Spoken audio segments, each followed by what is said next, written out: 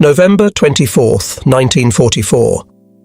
21st. Bomber Command Headquarters, Saipan, Mariana Islands. The mission briefing room fell silent. Major Robert K. Morgan, pilot of the famous Memphis Belle, now commanding Dauntless Dottie, prepared for takeoff. Brigadier General Emmett O'Donnell Jr. would occupy the co-pilot seat as mission commander. Target: Musashino Aircraft Engine Factory, Tokyo. Distance: 3,000 miles round trip. Fuel reserves: minimal. 111 B-29 Superfortresses would launch from newly constructed runways carved from Pacific coral. What none of them knew was that this single mission would begin the systematic destruction of an entire nation's ability to wage war. The Pacific War had taught American strategists that Japan's home islands were not just the enemy's final stronghold. They were workshops.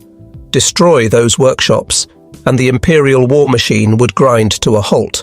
The Boeing B-29 Superfortress program had consumed more resources than any other weapons system in American history. At $3.7 billion, it exceeded even the Manhattan Project's atomic bomb development. The investment represented a calculated gamble that strategic bombing could bring Japan to its knees without invasion. Japanese cities presented unique vulnerabilities.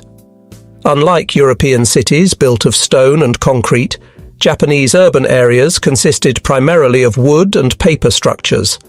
Narrow streets, densely packed buildings, and inadequate firefighting equipment created conditions ripe for catastrophic fires. Industrial production was decentralized across thousands of small workshops embedded within residential districts. Strike the cities, and you would strike the war factories. General Henry "Hap" Arnold's vision for the 20th Air Force was revolutionary. For the first time in military history, a strategic bombing force would operate independently, reporting directly to the Joint Chiefs of Staff rather than theater commanders. The B-29s would function as America's third military service before the Air Force officially existed. The B-29 Superfortress stretched 99 feet from nose to tail, with a wingspan of 141 feet. 4 Wright R-3550 duplex Cyclone engines, each producing 2,200 horsepower, could lift 140,000 pounds of aircraft and ordnance to altitudes exceeding 31,000 feet. Pressurized crew compartments, remote-controlled gun turrets, and an advanced central fire control system represented technological leaps that made previous bombers obsolete. Major General Curtis LeMay arrived at 21st Bomber Command on January 20, 1945. At 38 years old, LeMay had already earned a reputation as the most innovative tactical mind in American strategic bombing. His efficiency reports from the European theater described him as ruthlessly competent and methodically precise in planning and execution. LeMay's childhood in Ohio had been marked by poverty and determination. He worked graveyard shifts at a steel foundry to pay for engineering courses at Ohio State University. That blue-collar work ethic, combined with an engineer's analytical mind, would transform strategic bombing doctrine.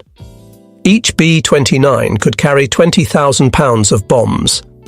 With proper organization, 500 aircraft could deliver 5,000 tons of ordnance in a single mission. The new M69 incendiary bomb, developed at Harvard University and tested at Dugway Proving Ground in Utah, contained napalm gel that would stick to any surface and burn at 1,800 degrees Fahrenheit. Colonel Thomas Power, commanding the 314th Bombardment Wing, had studied Japanese construction methods extensively. Traditional Japanese buildings used no nails, relying instead on interlocking wooden joints. Tatami mat floors, paper walls, and wooden support beams created structures that would ignite like kindling. A single M69 could destroy a house. Thousands of M69s could destroy a city. Japan's air defense system in 1944 consisted of approximately 375 fighter aircraft assigned to 3 air divisions protecting the home islands.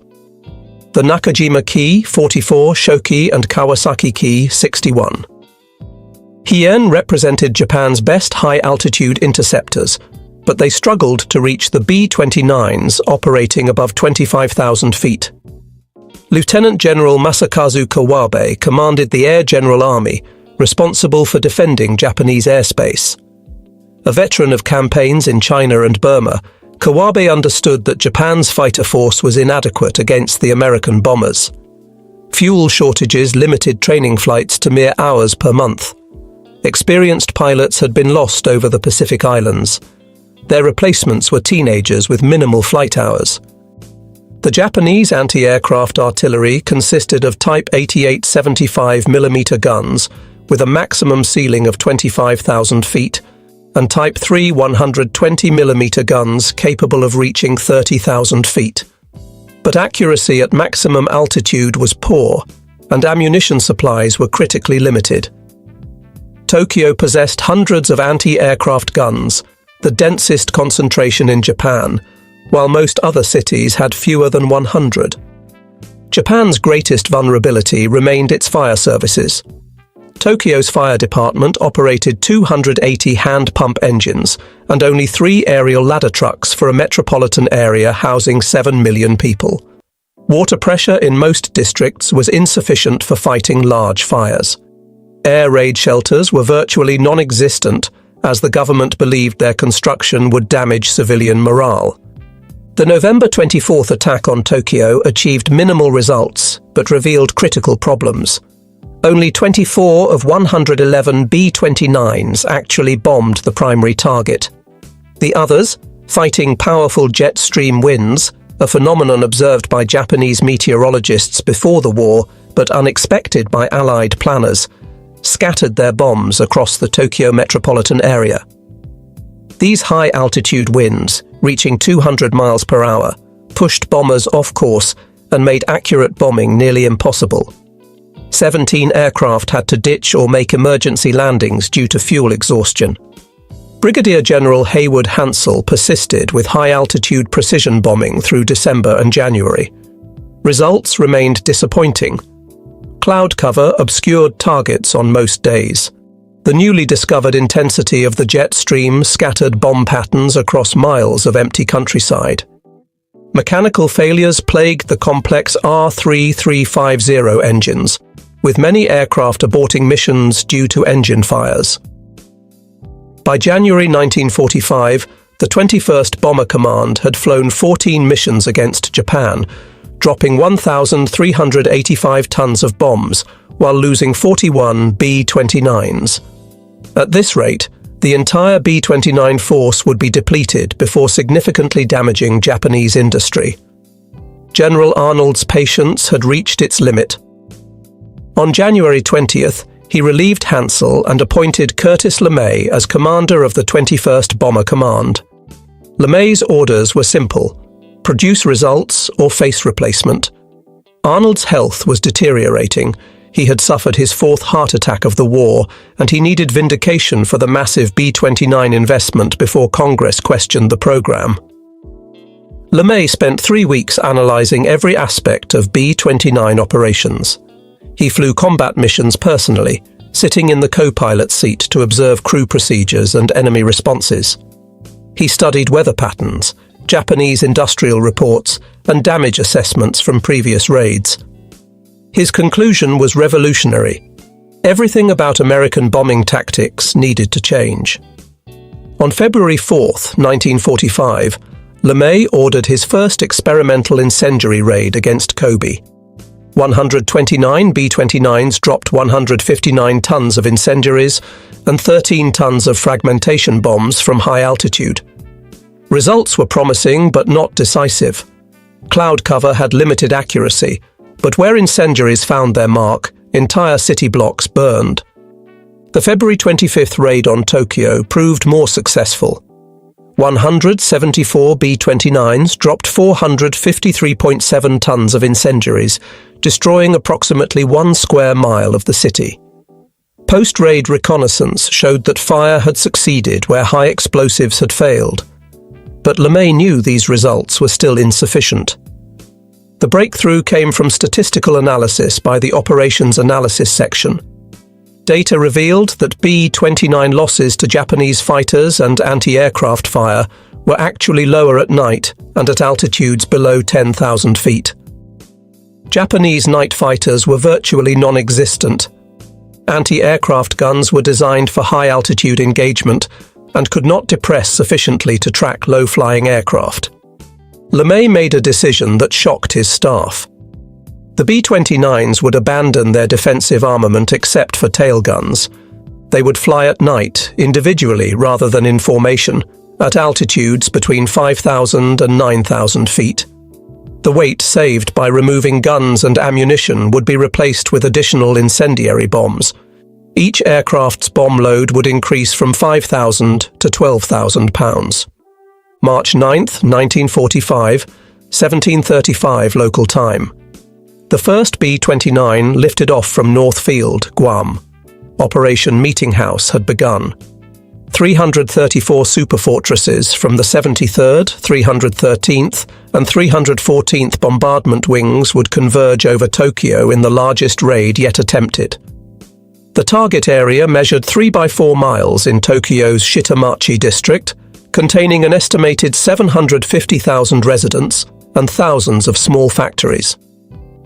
Pathfinder aircraft from the 314th Wing arrived over Tokyo at 12:08 a.m. on March 10th. Flying at 5,000 feet, they marked the target area with M47 incendiary bombs, creating a flaming X visible from 50 miles away. The main force followed, dropping their bombs at intervals calculated to create overlapping fire zones. The M69 incendiary bombs functioned exactly as designed. Each 500-pound cluster broke apart at 2,000 feet, scattering 38 individual bomblets across a 500-foot area. The bomblets punched through tile roofs and ignited 3 seconds later, spraying napalm gel in 100-foot arcs. Within 30 minutes, hundreds of individual fires had merged into a general conflagration. Surface winds of 45 miles per hour, generated by an approaching cold front, transformed the fires into a firestorm. Temperatures at ground level exceeded 1,800 degrees Fahrenheit. The superheated air created massive updrafts that tossed B-29s like toys, forcing pilots to fight for control. Several aircraft returned with their aluminum skin surfaces warped from the heat. By dawn on March 10th, 15.8 square miles of central Tokyo had been reduced to ashes.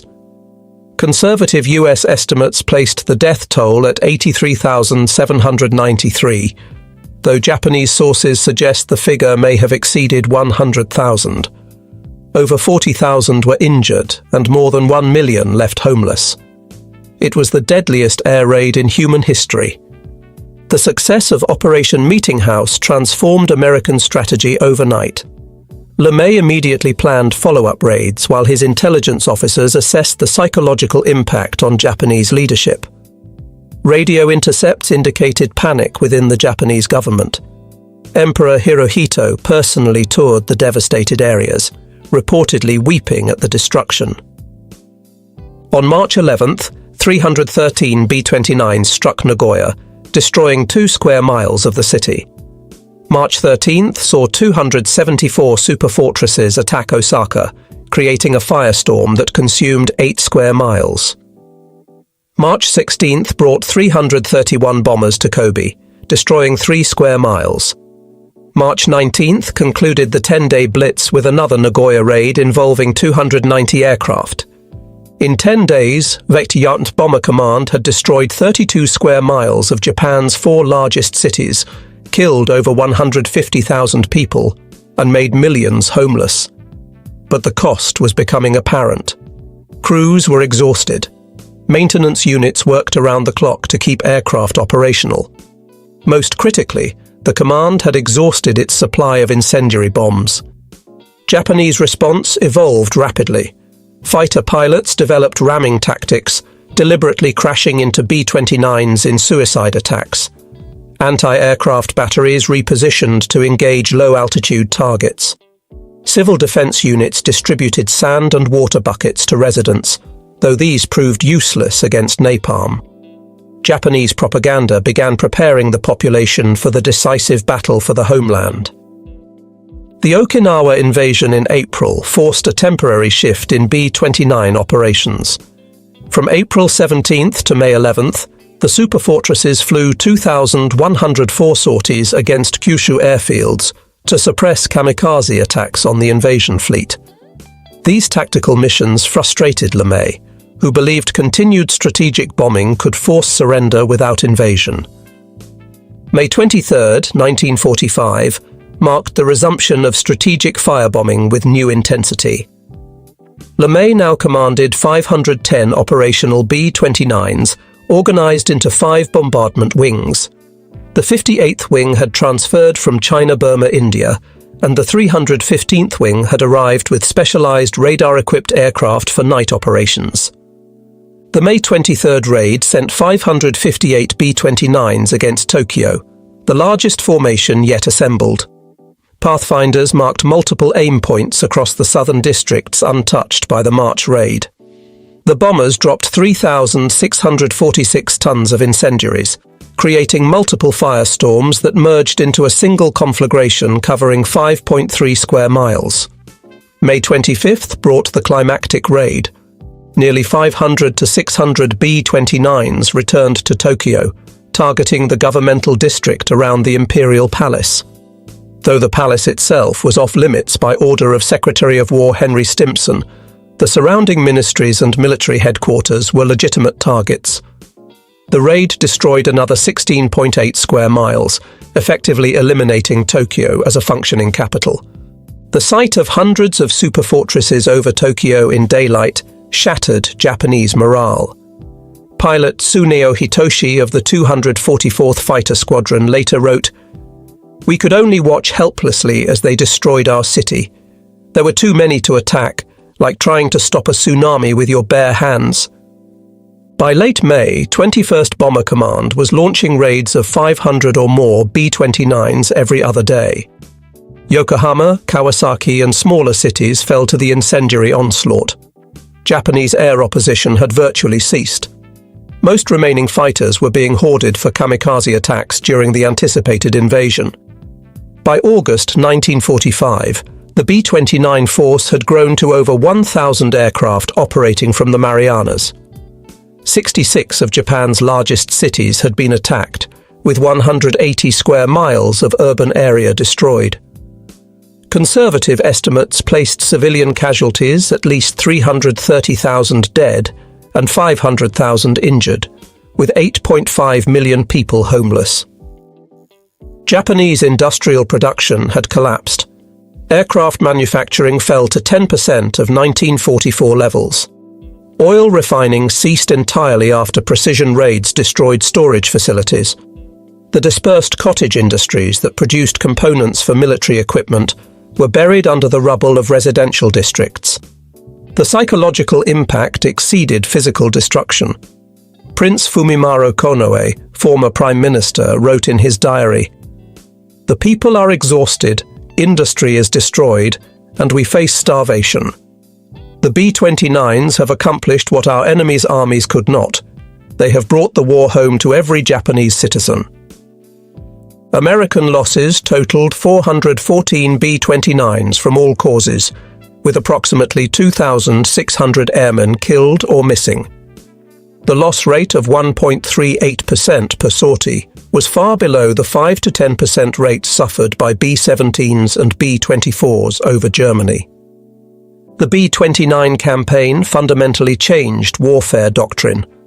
For the first time in history, strategic bombing had brought a major power to the brink of surrender without ground invasion. The United States Strategic Bombing Survey concluded that Japan would have surrendered by November 1945 without atomic bombs or invasion, solely due to the conventional bombing campaign and naval blockade. The campaign's effectiveness stemmed from multiple technological advantages. The B-29's range allowed strikes from bases beyond enemy reach. Radar bombing capabilities enabled accurate attacks through cloud cover. The M69 incendiary bomb proved devastatingly effective against Japanese construction. Central fire control systems allowed reduced crew sizes, maximizing aircraft numbers. The 20th Air Force's organizational structure provided a model for the independent United States Air Force established in 1947. Strategic bombing had proven itself as a distinct form of warfare requiring specialized equipment, training, and command structures separate from traditional army operations. Training programs had produced thousands of qualified sonar operators, bombardiers, and maintenance specialists. American naval schools were graduating new personnel at rates Japanese facilities could not match, creating cumulative advantages that increased over time. The B-29 campaign against Japan represented the convergence of industrial might, technological innovation, and strategic adaptation. American industry had produced the world's most advanced bomber. American science had developed incendiary weapons perfectly suited to the target. American strategists had adapted tactics to maximize effectiveness while minimizing losses. The transformation from Hansel's unsuccessful precision bombing to LeMay's devastating area attacks demonstrated the importance of tactical flexibility. Pre-war doctrine had emphasized high-altitude precision strikes against specific industrial targets. Reality forced adaptation to low-altitude area bombing that destroyed entire urban industrial complexes. The moral implications would resonate for decades. LeMay himself acknowledged, "If we'd lost the war, we'd all have been prosecuted as war criminals." The deliberate targeting of civilian areas marked a departure from earlier American bombing policy and established precedents that would influence nuclear strategy throughout the Cold War. The campaign validated Billy Mitchell's interwar theories about air power's decisive potential. Wars could now be won from the air, striking directly at an enemy's industrial base and civilian morale. This reality would reshape international relations and military strategy for generations. On August 6, 1945, a single B-29 named Enola Gay dropped the atomic bomb on Hiroshima. 3 days later, Bockscar delivered the second atomic bomb to Nagasaki. These specially modified silverplate B-29s represented the campaign's ultimate expression, a single aircraft delivering destruction equivalent to hundreds of conventional bombers. Japan surrendered on August 15, 1945. On September 2nd, as Japanese officials signed surrender documents aboard USS Missouri, 462 B-29s flew over Tokyo Bay in a final display of American air power. The formations stretched for miles, their shadows darkening the waters below. General LeMay received the Distinguished Service Medal for transforming the B-29 force into history's most effective strategic bombing campaign. He would later serve as Chief of Staff of the United States Air Force and architect of Strategic Air Command during the Cold War. The B-29 continued serving through the Korean War, where they again demonstrated strategic bombing's effectiveness. The last operational B-29 was retired in 1960, but the aircraft's legacy endured. Every modern strategic bomber incorporated lessons learned from the Superfortress campaign against Japan. In the ruins of Tokyo, Osaka, and 64 other Japanese cities, concrete monuments mark areas destroyed by B-29 raids. These memorials serve as reminders of the 10 months when silver bombers ruled Japanese skies, systematically destroying a nation's ability to wage war.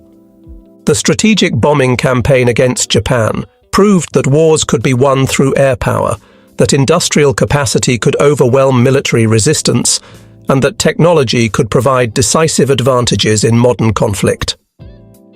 The B-29 Superfortress had not just bombed Japan into submission, it had fundamentally changed the nature of warfare itself. Curtis LeMay's transformation of bombing tactics, from ineffective high-altitude precision attacks to devastating low-altitude area raids, had demonstrated that victory required not just superior technology, but the willingness to adapt strategy to reality. By the time Emperor Hirohito announced Japan's surrender, the B-29s of the 20th Air Force had made that surrender inevitable through the systematic application of strategic air power on a scale the world had never witnessed and would never see again.